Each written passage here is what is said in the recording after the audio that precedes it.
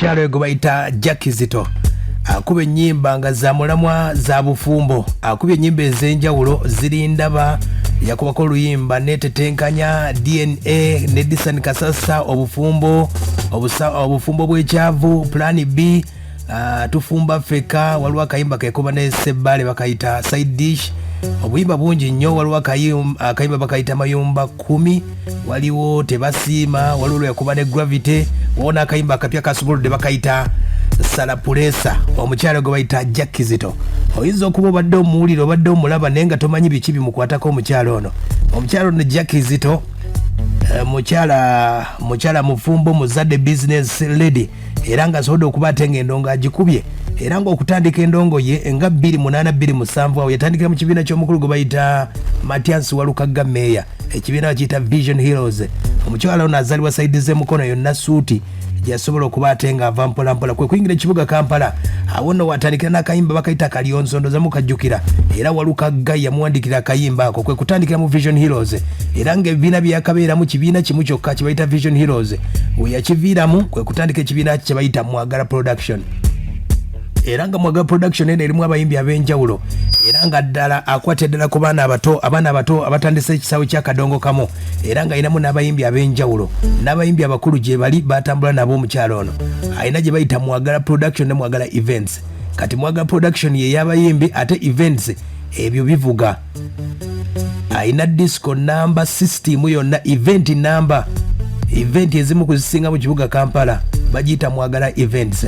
Omukyalo yenna nyini wayo gwe bayita Kizito gwejagala okuba ate nga nkutegeezaako, era nga agamba nti okuyimba kwe we yaviira mu bannaffe aba Vision Heroes kwe kutandika ekibiina kye, naye nga agamba nti omukulu gwe bayita Kibuuka William yamuyamba nnyo okuba ate nga amugamba nti bagende mu Vision Heroes olw'okuba obudde bwe yali yeetaaga okuyiga okuyimba, era we yatandikira Walukaga namwandikira oluyimba n'atandika mpolampola n'atandika okwerandiza, naye nga aba Vision Heroes bamuyamba nnyo okuba ate nga atandika n'asobola okuba ate nga amanya endongo ye, era nga okuyingira ekisaawe eky'okuyimba yeegombanga nnyo omukyala gwe bayita senior woman, oba oyinza omuyita Irene Nakito. Omugenzi oyo omukyala yali muka Fred Sebbale omukyala oyo, era gwe yeegombera ddala kwe kutandika Kadongokamu. Omukyala oyo emboozi ze zayimbira ddala, naddala oluyimba nga bw'owulira zirindaba olwange, yali true story yamutuukirako ddala, olw'embeera nti omukyala ono mama we yamufaako nga mwana muto ne bamutwala eyo ewa step mother we, era tebyali byangu, ennyimba zonna zayimba, era agamba nti byonna biyise mu mbeera yakunyigizibwanga bwakitambuza. Ayina awadi nga mu Kadongokamu awadi nga 5, ayina oluyimba lw'amayumba 10, ayinamu awadi ziri ndaba, waliwo tufumba feka n'endala nnyingi nnyo. Ekyenjawulo ku mukyalo ono ayimba message za bufumbo. Wano ndo ngenda okubuulira omukyalo ono gwe bayita Kizito. Kizito mu bayimbi ba Kadongokamu y'omu ku bakyala akadde kano abakwatidde ekisaawe kya Kadongokamu, abasobodde okuba ate nga batoba ne Kadongokamu.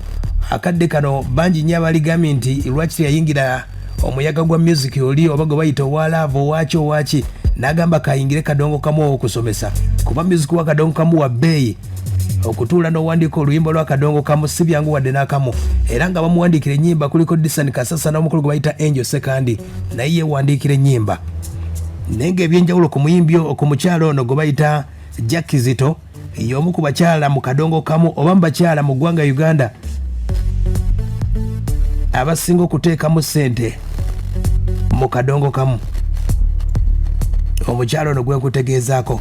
Omukyalo ono ayambye nnyo abayimbi naddala mu kisaawe kya Kadongokamu mu budde bwa COVID-19.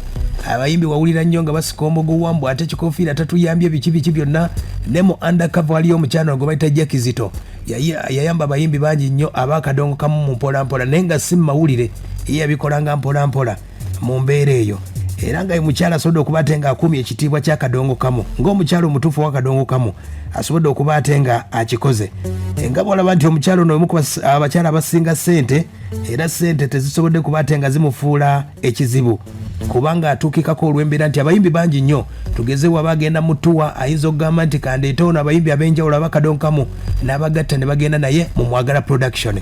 Ye mukyalo oyo gwe bayita Kizito, era y'omu ku bakyala mu ggwanga Uganda ayina ekibiina n'ebyuma n'emmotoka, era nga ayina ebibiina byasinga, kubanga ebibiina bingi nnyo bya Kadongokamu ebigenze nga bigwa, tebakyayina mmotoka, tebakyayina byuma, n'ono ayina event number n'ekibiina kye nga mukyala yekka. bw'oba olina g'omanya akadde kano ng'akyasitandinga oyinza okumuŋŋamba nange ne mugattako ne mumanya. Alina akayimba akapya ke nkutegeezaako bakayita salapulesa kengenda okuba ate nga nkulagako owulire embeera nga bwetambudde. Nga bw'owulidde nti omu ku bakyala ab'Akadongokamu abasobodde okuba ate nga bakwatiridde ekisaawe ky'Akadongokamu, oyinza okumbuulira akadde kano mukyala kigogamba nti yakwatiridde ekisaawe ky'Akadongokamu. Tulina omukyala ono gwe bayita Kizito, nkutegeezezza bingi nnyo byakoze,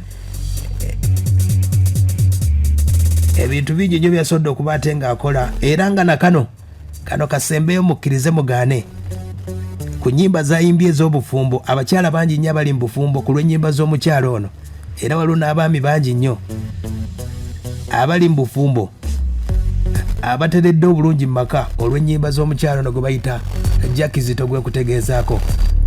Yoyo nno omukyala omu ku bakyala abasinga amaanyi mu kisaawe ky'Akadongokamu akadde kano. Bw'oba olina g'omanyi ogenda kuŋŋamba katusumulula akayimba kano bakayita salapulesa, bamuyita Kizito. Kaakano